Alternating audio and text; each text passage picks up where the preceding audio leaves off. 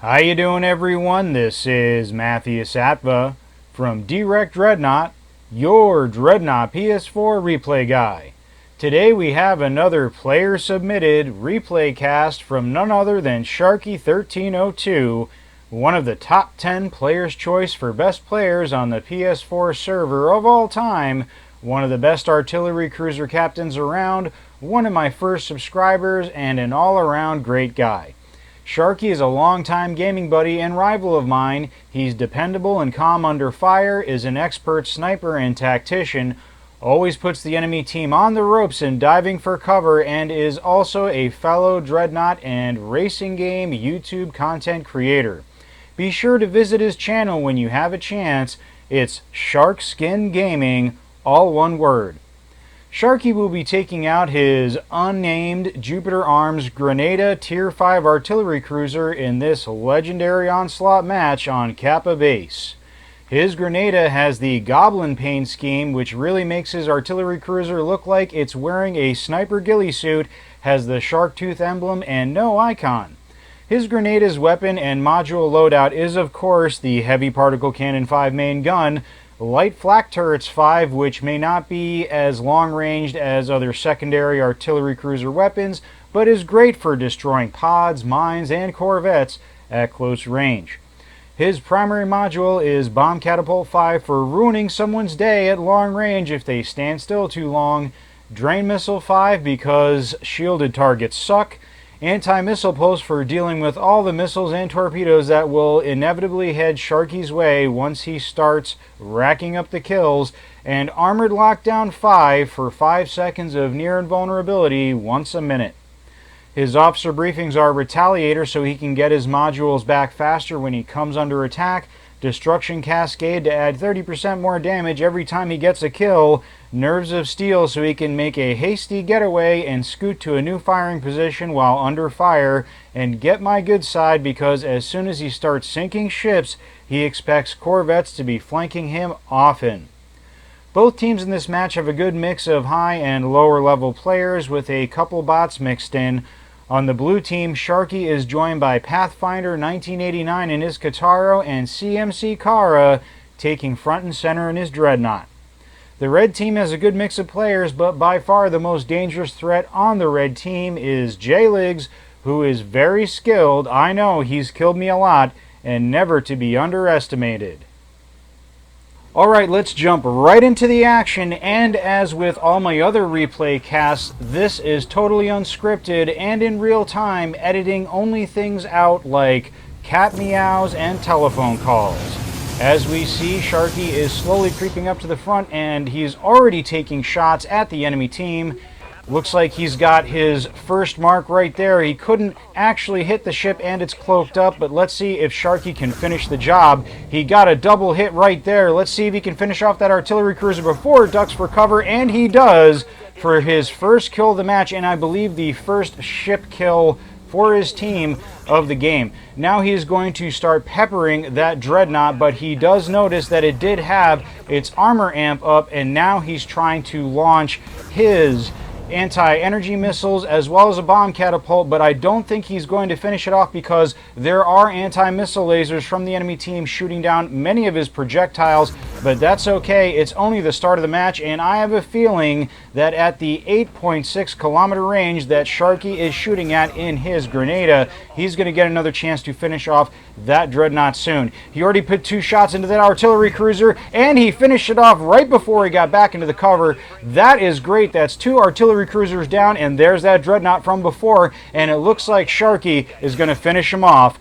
right here. He didn't get the final blow, but he does get the captain kill, and now there is a destroyer coming in. Sharky, who likes to lead his targets, led a little too much right there, but you're going to see that his tendency to lead targets is a very good thing, something that other players should be doing, but Sharky has it down to a science. That destroyer got away, and things are a little quiet now, but that's just fine because there'll be plenty of targets in the future. We have another artillery cruiser right now trying to get shots on Sharky's team. Sharky brings him down to 10%, and that artillery cruiser says, I'm out of here. I'm not dealing with that anymore. And you'll see that Sharky is very deadly. Whether the target is stationary or moving, you are going to see some amazing Corvette kills, but before that artillery cruiser is finished. Speaking of Corvette kills, Sharky takes him out mid-flight while flying through cover. Not only does Sharky lead a Corvette target, but he can also predict what players are doing, where they're going. That's where the tactics and strategy comes from, and there is no safety in being a Corvette around Sharky. He will take you out mid-afterburner, and especially if you're a tactical cruiser, there is just no chance to get away. You just simply have to dive for cover, or he's going to take you out just like that. We have that poor Corvette trying to flank in from the sides. It looks like J-Liggs knows Sharky and knows what a problem he can be, so he's trying to sneak up on him, but I have a sneaky suspicion that Sharky will be ready for him. But in the meantime, he needs to support his team and take out these artillery cruisers, which can be deadly on Kappa base, and looks like he's well on the way to doing that as this poor artillery cruiser goes down. That Svalrog just didn't have a chance. Now, oh my god, J-Liggs almost caught Sharky with the assault blink warp, but Sharky ducked right out of it, and now J-Liggs is paying for it, but I think he's going to get away this time. Sharky may be a good shot, but he can't shoot through cover. As we mentioned before, anti-missile pulse is going to be very useful for Sharky because now the enemy team knows what they're dealing with, and they're going to be sending a lot of missiles his way. But Sharky is staying near his artillery support and tactical cruiser support, which is very key because that is how he's going to stay in the game and make the shots. We see that we have a Corvette coming in, 2 enemy Corvettes, and they are now harassing the friendly Corvette, but it looks like they've taken damage and trying to get away, and it looks like Sharky is going to finish this guy off. He's just not going fast enough, and it's a bullseye.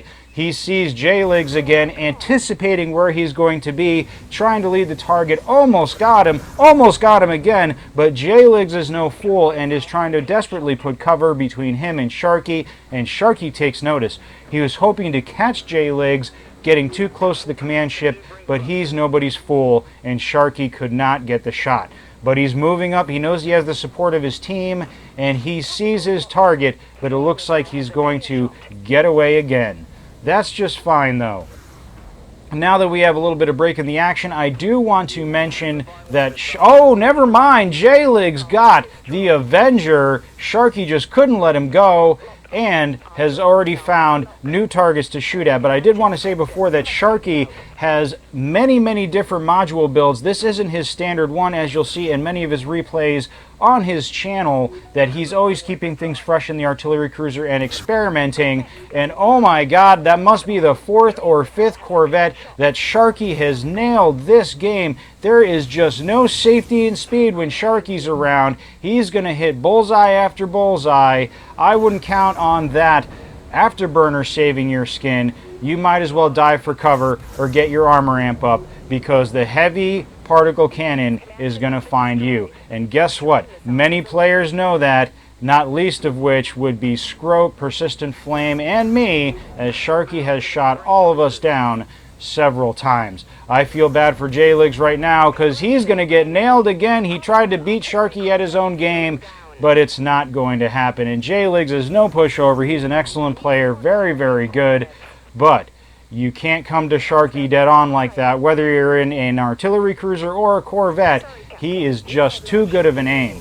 Ah, he gets his first gun sheaf right here. Can he finish off that artillery cruiser? No, he switches targets, recognizing the tactical cruiser and feeling that it would be more beneficial to his team to take that tactical cruiser out, and looks like he is going to find his mark right there. No heals for anybody. That's not allowed. Now he's going to go back to that original target, and he gets it. Nice shot from Sharky, again eliminating the long-range attack potential and firepower of the enemy team, but he is in trouble right here. He used his anti-missile pulse and his shields are gone. What is he going to do? He's going to make one last shot before he explodes. 13-1, that's pretty darn good in one life. And let me tell you, for a lot of that, he was by himself getting some support from his team, but was taking on a lot of enemies single-handed and is pretty much the focus of the enemy team's ire. He's back at it, back in his Grenada, seeing what he can do, the same module loadout as before, and he sees J-Liggs in his targeting reticle again and sees if he can finish him off right there, but it looks like J-Liggs is playing it smart and is putting terrain specifically between him and Sharky, but Pathfinder went in to finish him off. Another artillery cruiser right here trying to put pressure on Sharky's team, but Sharky isn't having any of it. Throw your shields up all you want, it's not going to do any good. The heavy particle cannon is just too powerful. We have a Corvette coming in, but guess what? Sharky has his flak guns ready, and that Corvette is out of here. Now we have a destroyer that is trying to get away from the onslaught that Sharky is bringing, but there is no escape. It's just too long of a range, and you're just going to have to do better than that, and maybe you will your next respawn.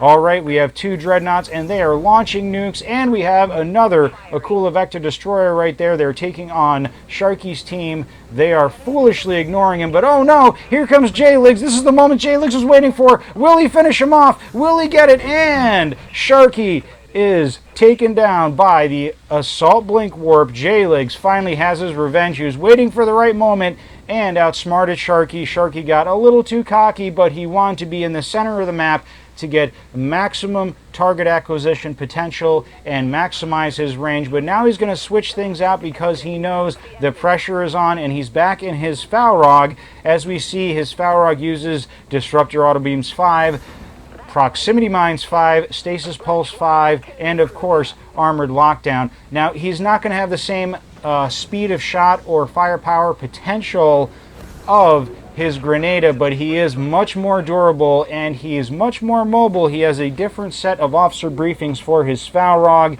and he just wants to get a couple more kills. He knows his team is ahead, and it's 277 to 203. He's just trying to finish the match strong and knows he's being hunted, so he wants to be a little more durable and survivable so he doesn't get that third death. And that's just fine, folks. You know, many of us like to cast or have replays with just one ship, and that's the end of the match at 314 to 203. This is Sharky's favorite part of the match, and that was a double kill, anticipating that Corvette and taking him right out. That was a great shot. I have to agree with you, Sharky.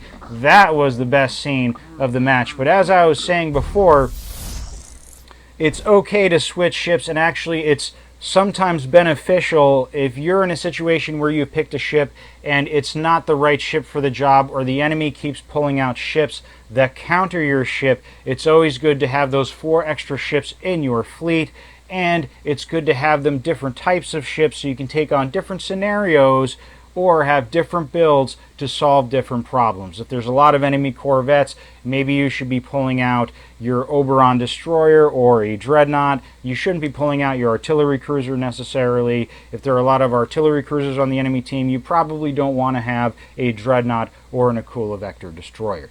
But anyway, what a great game. There's double kills, and I have to say, one of the most epic double kills I've seen in a long time. Complete domination by Sharky, and he was flying solo in that match against some pretty good competition, and I think you get to see how deadly Sharky can be with just sound tactics, good aim, a solid module build, no gimmicks, no cheap tricks, no teamwork or bullying. Just went in there and got the job done. Very good, Sharky. If you haven't seen my YouTube channel spotlight for Dreadnought content creators, I just did one for Sharky1302 highlighting his channel, Shark Skin Gaming, all one word. And I think this is a good end to our little arc into Sharky1302. A good introduction would be to go over and visit his YouTube channel and get to see some more truly excellent artillery cruiser replays. But I think this one had to take the cake. I really love this replay. It was short, sweet, powerful, deadly, and I think it was a lot of fun, and a lot of fun to cast. Well, that about wraps it up for this week's player submitted replay cast. Stay tuned for next week when we'll be seeing one from Yulse, also a top 10 player on the PS4 server. And that's it from me for now, and I'll see you soon in Sinley Bay.